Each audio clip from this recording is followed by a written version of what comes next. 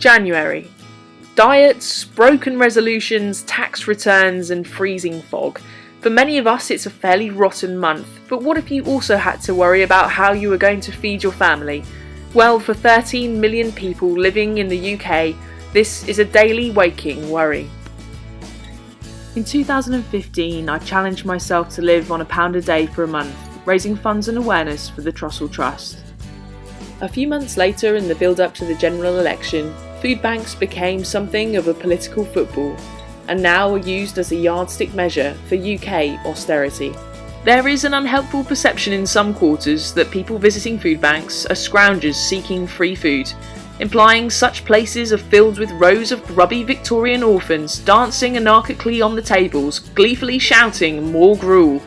The reality is that food banks like the Trussell Trust help ordinary British people like you and I in genuine crisis. In fact, statistics show that 1 in 3 families in England are just a month's pay packet away from losing their home. So how do people find themselves at a food bank?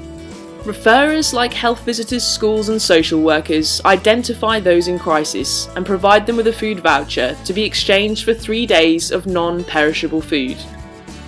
People's reasons for referral vary enormously, but latest figures show that benefits delays and changes to benefits accounted for 27% and 16% respectively.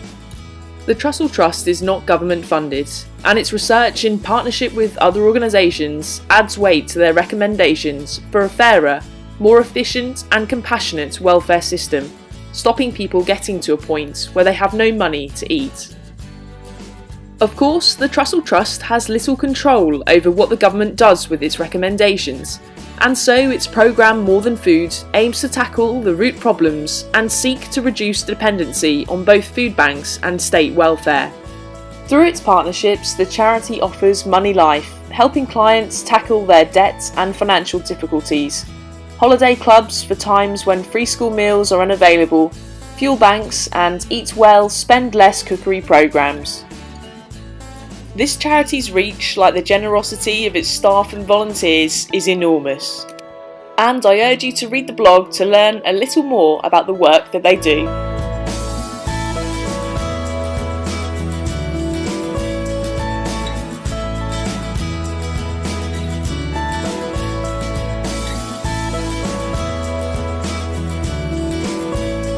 It ought of course to be the ultimate objective of all human services charities to never be needed, but given what we know of statistics, the need for emergency food is unlikely to disappear anytime soon.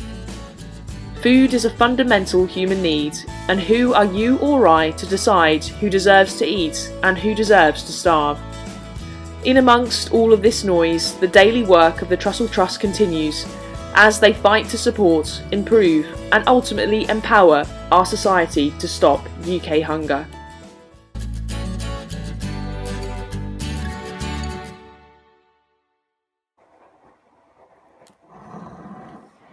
Thank you for watching this week's video. If you're watching on the YouTube channel, then don't forget to subscribe using the button just there.